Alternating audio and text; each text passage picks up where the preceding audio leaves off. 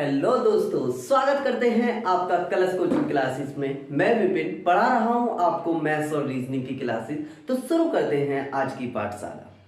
तो जैसा वादा किया था, सोमवार, मंगल और बुधवार को आपका रीजनिंग स्टार्ट होने वाली थी। तो उसी वादे को निभाते हुए मैं आपके सामने उपस्थित हुआ हूं। तो शुरू करते हैं सर। मैंने बताया कि भाई हमारी अभी मैथ्स की 2 क्लासेस आई शुक्रवार और शनिवार को, जिसमें मैंने आपको हाइट एंड डिस्टेंस पढ़ाया। यकीन मानिए हाइट एंड डिस्टेंस का आधा चैप्टर हमारा कंप्लीट हो चुका है। उसकी क्लासेस जो आगे की हैं मैथ्स वाली, वो बृहस्पति से स्टार्ट होंगी। और आज से मैंने बताया था आपको कि कथन एवं निष्कर्ष चैप्टर हमारा स्टार्ट होने वाला था। तो कथन एवं निष्कर्ष हमारा चैप्टर आज से मैं स्टार्ट कर रहा हूं। तो बेटा सबसे पहले तो इस एग्जाम की वेटेज सुन लीजिए। यह है NTPC, SSC, group D, NTPC, SSC and GD में इसका वेटेज है। एनटीपीसी में तो भाई डायरेक्ट सवाल पूछ लिए जाते हैं। अगर सवाल की तरफ रुख करूं तो सबसे पहले वो कथन देगा, हमें 2 कथन दे देगा, जैसे सभी कारें बसें हैं और सभी बसें गाड़ियां हैं, इस टाइप के कथन दे देगा। उसके बाद में निष्कर्ष हमसे पूछेगा कि कुछ कारें बसें हैं या कुछ गाड़ियां कारें हैं। इस टाइप के हमें क्वेश्चन को इन चैप्टर में डील करना है। ठीक है, तो शुरू करते हैं बच्चा आज का चैप्टर। सबसे पहले हम यदि इसकी पूर्व धारणा डालें तो लगा लेंगे पूर्व धारणा। पूर्व धारणा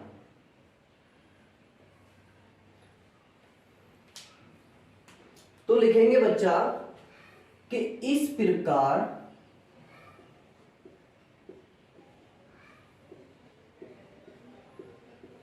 के सवालों में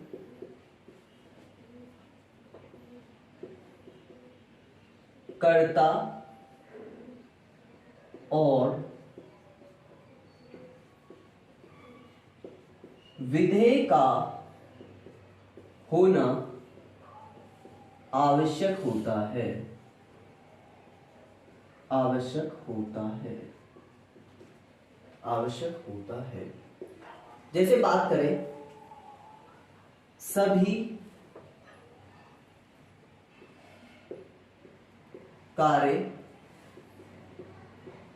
बसें हैं। अगर मैं कार की बात करूं और बस की बात करूं तो ये हो जाएगा इसमें कर्ता और ये हो जाएगा इसमें विधेय। ठीक है, अब बात करते हैं इसकी प्रॉपर्टीज की।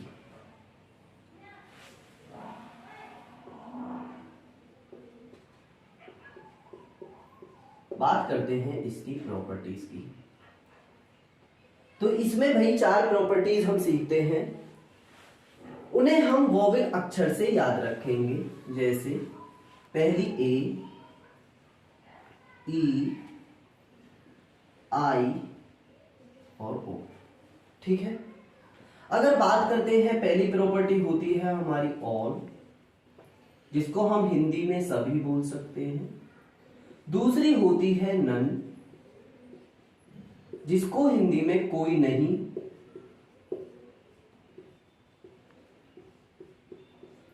तीसरी होती है सम,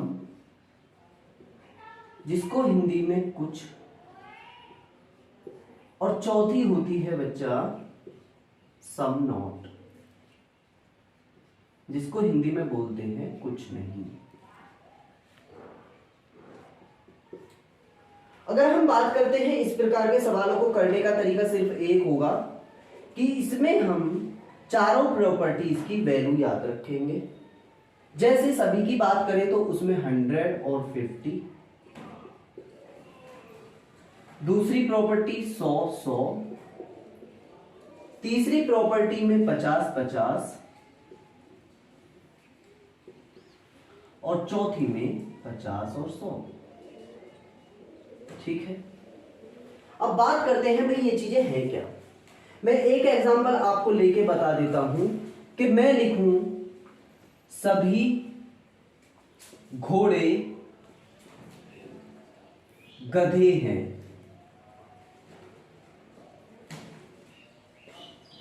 तो हम इस चीज से इसे पहचानेंगे कि भाई सभी कहां पर आ रहा है, पहली वाली प्रॉपर्टी। पहली वाली प्रॉपर्टी की वैल्यू होती है 100 और 50। तो भैया पहले अगर करता है और कर्ता की वैल्यू 100 है तो घोड़े की वैल्यू 100 हो जाएगी और गधे की वैल्यू हो जाएगी 50। ये चीजें हमने करी क्यों? तो सवाल को इजी बनाने के लिए। ठीक है, आगे बढ़ते हैं। सबसे पहले हम अगला हेडिंग लगाएंगे प्रत्यक्ष निष्कर्ष।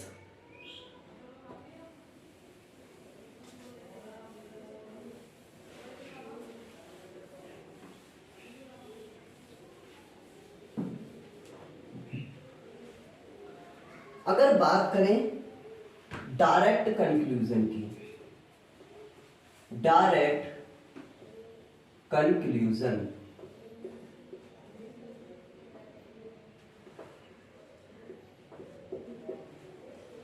या प्रत्यक्ष निष्कर्ष,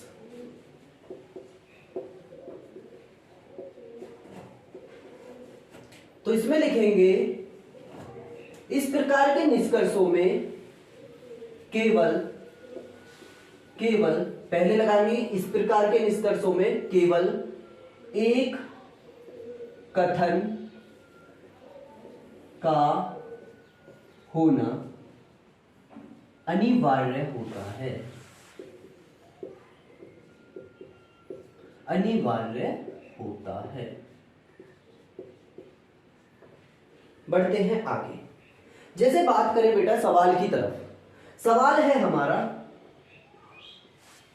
सभी बसें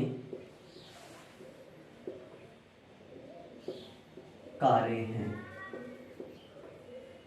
सभी बसें कारें हैं।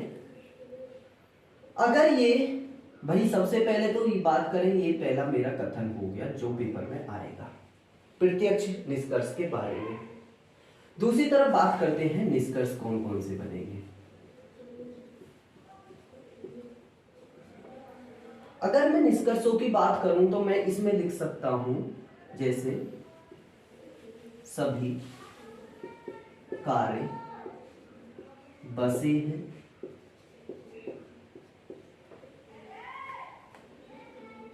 दूसरा निष्कर्ष कुछ बसें कारें हैं, तीसरा निष्कर्ष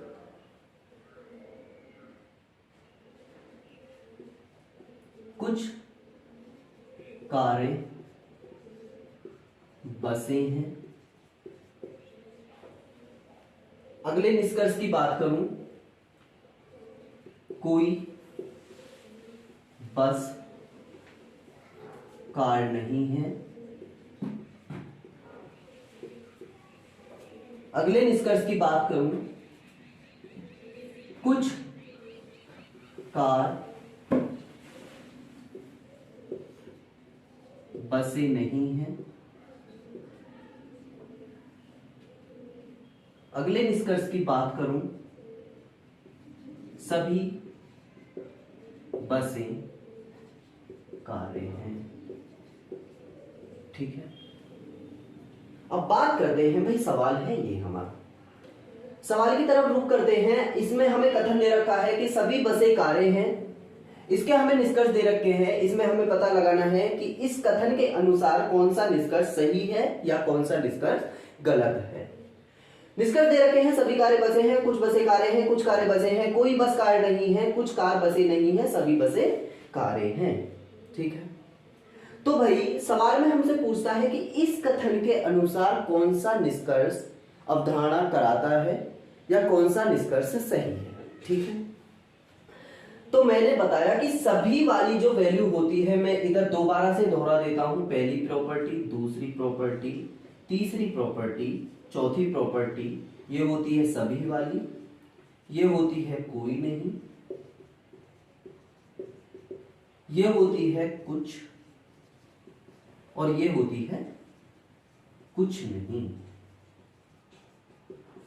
ठीक है, इसकी वैल्यू होती है 1000, 150, इसकी वैल्यू होती है 100, 100, इसकी वैल्यू होती है 50 50, इसकी होती है 50 और 100।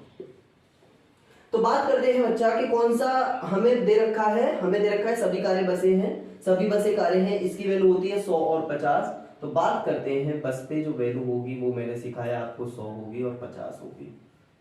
ठीक है, सबसे पहले तो बात जान लें कि यदि मेरा कथन पॉजिटिव है, यदि मेरा कथन पॉजिटिव है तो उसके सारे के सारे निष्कर्ष पॉजिटिव होने चाहिए। अगर कोई भी इसमें निष्कर्ष नेगेटिव होगा तो वो तुरंत गलत हो जाएगा। मतलब अगर मैं नोट करके एक बात लिखनी चाहूं कि कथन पॉजिटिव है तो निष्कर्ष पॉजिटिव होगा, अन्यथा निष्कर्ष गलत माना जाएगा, गलत माना जाएगा। ठीक है, बढ़ते हैं। भाई सभी कारें बसें हैं। अब मुझे ये पता है भाई, इस चीज से ध्यान रखिए कि यदि मेरे पास बसें 100 हैं और कारें 50 हैं, मतलब कि इनकम और एक्सपेंडिचर का रूल सुना है। इनकम मतलब किसी की आय कितनी है और एक्सपेंडिचर मतलब उसने खर्च कितना किया है। तो यदि मेरे पास में 100 रुपए थे तो 100 में से मैं 100 को खर्च कर सकता हूं या 100 से कम खर्च कर सकता हूं। तो बिल्कुल सही है भाई, मैं 100 भी खर्च कर सकता हूं और 100 से कम खर्च भी कर सकता हूं। ठीक है, आगे बढ़ते हैं। यदि मेरे पास में 50 है, पैसे 50 हैं, तो उसमें से क्या मैं 50 को खर्च कर सकता हूं? बिल्कुल सही, this is definitely right. But मैं 50 में से 100 को खर्च करना चाहूं, दिस इज इम्पॉसिबल, क्योंकि मेरे पास में पैसा पहले से केवल और केवल 50 रुपए है। ठीक है, अब बात करते हैं सभी कारें बसें हैं। भाई सभी की बात करते हैं। मैंने बताया कि सभी वाले में जो वैल्यू होती है वो होती है 100 और 50। ठीक है, क्या मेरे पास में कारें 100 हैं? नहीं ना, लेकिन यहां पे मान कितना रहा है? कारों को 100। मैंने अभी बताया यदि 50 पैसे हैं तो उसमें से 100 को खर्च नहीं कर सकते। तो भैया कारें 50 हैं लेकिन निष्कर्ष में कारें मांग रहा है 100, तो निष्कर्ष हो जाएगा बिल्कुल गलत। दूसरे पे आते हैं। कुछ बसें कारें हैं। यदि कुछ की बात करें तो कुछ की वैल्यू होती है 50 और 50। तो बस पे भी मैं यदि मैं 50 दे दूं और कार पे भी मैं 50 दे दूं, तो मुझे बताइए क्या बस मेरे पास में 100 थी और 100 में से 50 में खर्च कर सकता हूं? सर बिल्कुल कर सकते हैं। 50 मेरे पास में कार थी, 50 में से 50 में बिल्कुल खर्च कर सकता हूं। तो ये हो जाएगा भाई राइट कंक्लूजन। ठीक है, यदि बात करते हैं कुछ कारें बसें हैं, कुछ की कंडीशन आ गई 50 और 50 वाली, तो भैया 100 में से 50, 50 में से 50, बिल्कुल सही, ये वाला भी सेम कंडीशन है। लेकिन अब मेरे पास में एक सवाल आया कि नहीं माना। मैंने नोट में लिखा रखा यदि कथन मेरा पॉजिटिव है तो निष्कर्ष पॉजिटिव होगा, अन्यथा की स्थिति में वह निष्कर्ष गलत होगा। कुछ नहीं देखेंगे, कोई वॉल्यूम पुटिंग नहीं करेंगे, कोई वैल्यू को नहीं रख के देखेंगे। यदि मेरे पास में कथन पॉजिटिव है तो डेफिनेटली दिस इज रॉन्ग। ठीक है, आगे बात करते हैं ये सवाल। सभी बसें कारें हैं, सभी बसें कारें हैं। मैं इस कंफ्यूजन को यहीं पर क्लियर कर देता हूं क्योंकि बहुत सारी किताबों में ये कंफ्यूजन बनी रह गई है कि यदि सवाल में हमसे पूछता है कि भाई इस कथन के अनुसार ये निष्कर्ष सही है या गलत, तो भैया ये निष्कर्ष तो है सही। लेकिन सवाल हमको पढ़ना पड़ेगा। यदि सवाल में पूछता है इस सभी की स्थिति, सही की स्थिति में होगा, और सवाल हमसे पूछता है कि यह निष्कर्ष अनुसरण करता है,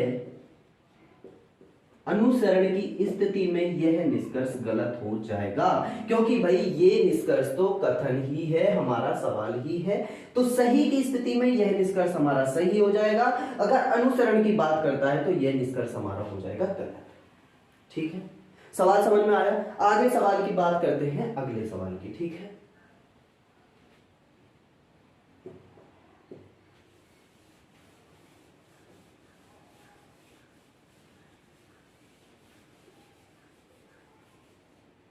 एक सवाल और बता देता हूं इसी के अनुसार।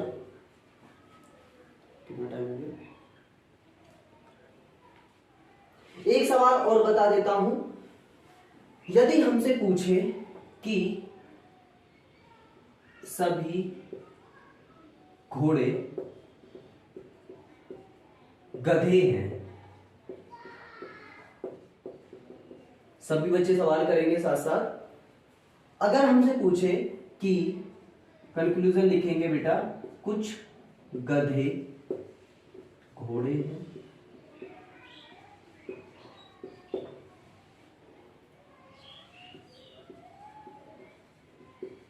कुछ घोड़े गधे हैं, सभी गधे घोड़े हैं,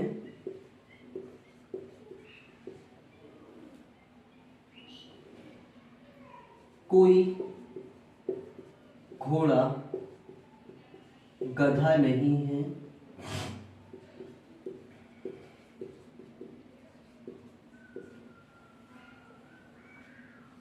कुछ गधे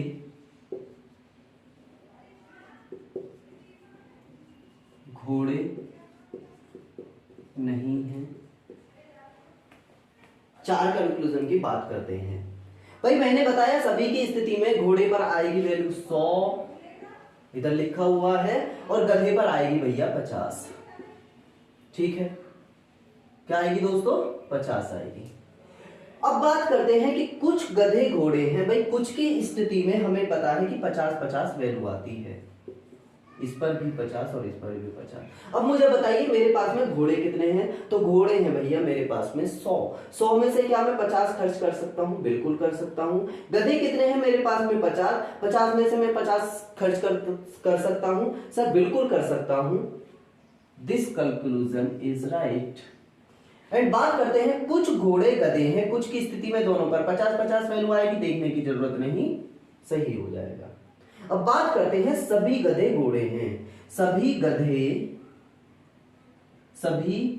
गधे घोड़े हैं। बात करते हैं भैया कि गधों पर वैल्यू मांग रहा है हमसे 100, घोड़ों पर 50। अगर घोड़े की बात करें तो 100 थे, 100 में से 50 बिल्कुल जा सकते हैं, लेकिन गधे पर वैल्यू है 50। 50 में से क्या 100 जा सकता है? नहीं ना, तो भैया कंक्लूजन हो जाएगा गलत।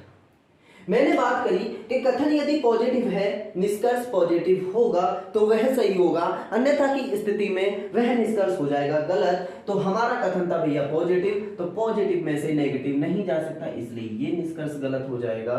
और नहीं इसमें भी आ रहा है, ये भी निष्कर्ष मेरा गलत हो जाएगा।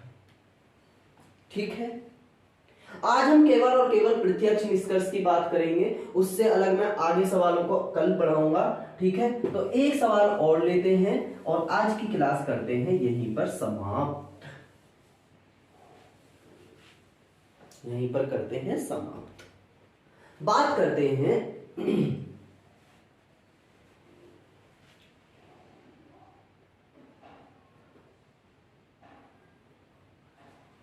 कोई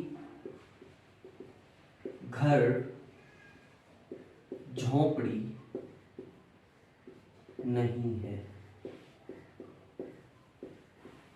ठीक है, अब बात करते हैं निष्कर्ष की। निष्कर्ष, ठीक है, बात करते हैं निष्कर्ष की। कुछ झोपड़ी घर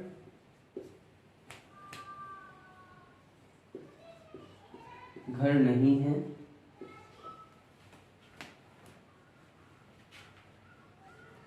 कोई झोपड़ी घर नहीं है, सभी घर झोपड़ी हैं,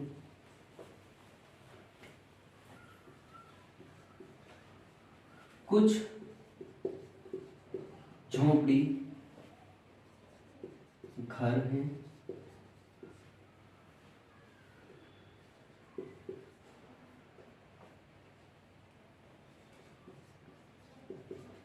कुछ घर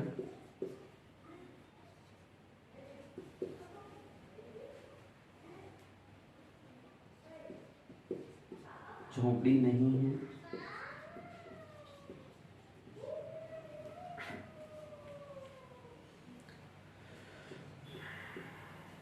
सभी झोपड़ी घर है,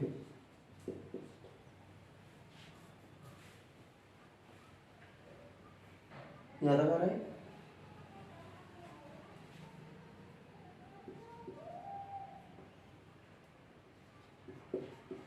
कोई, ठीक है, यहां तक ले लेते हैं। ठीक है, तो चेक करते हैं भैया इस सवाल को कैसे किया जाएगा। बात करते हैं कि कोई घर झोपड़ी नहीं है। मुझे पता है भैया कि कोई नहीं पर वैल्यू होती है 100 लिख लेते हैं कि कंफ्यूजन ना हो, दोनों पे 100।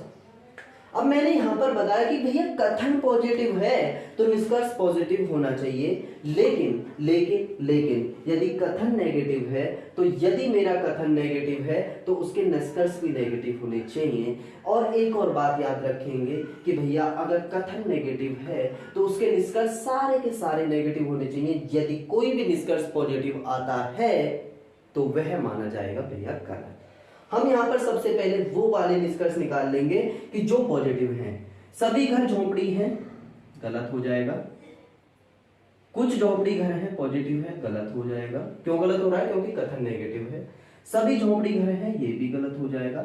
नहीं वाले बचे, ये नहीं हैगा, ये नहीं हैगा और ये नहीं है। ठीक है, अब बात करते हैं वैल्यू पुटिंग पर। भाई मुझे पता है कि कुछ नहीं की बात कर रहा है और कुछ नहीं होता है 50-100।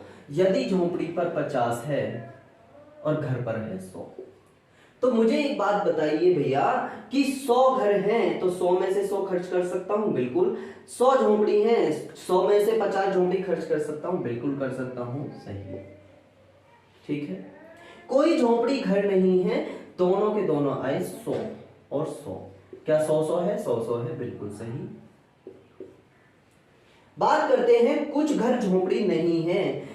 कुछ नहीं का मतलब होता है भैया 50-100, तो 50 और 100।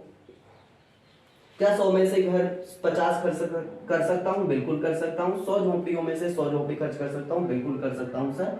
ये कथन निष्कर्ष भी हो जाएगा हमारा सही। ठीक है, मैंने हम आपको डायरेक्ट कंक्लूजन पढ़ाया और डायरेक्ट कंक्लूजन के बाद में सारी चीजें पढ़ाई और मैंने फिर आपको 3-4 सवाल इसके बताए। आगे जो आने वाला ये टॉपिक है इसमें हम पढ़ेंगे अप्रत्यक्ष निष्कर्ष वाले। उसके बाद में हम पढ़ेंगे 3 से 4 क्वेश्चंस और उसके बाद में होगी अगली क्लास। ठीक है, तो आज की क्लास को यहीं खत्म करते हैं। मैं विपिन, आप देख रहे हैं रीजनिंग की क्लासेस। कंप्लीट रीजनिंग इस चैनल पर पढ़ाई जाएगी। यदि आपको क्लासेस पसंद आ रही हो तो भैया आप खुद जानते हैं आपको करना क्या है। आज की क्लास यहीं समाप्त करते हैं। राम राम, जय हिंद।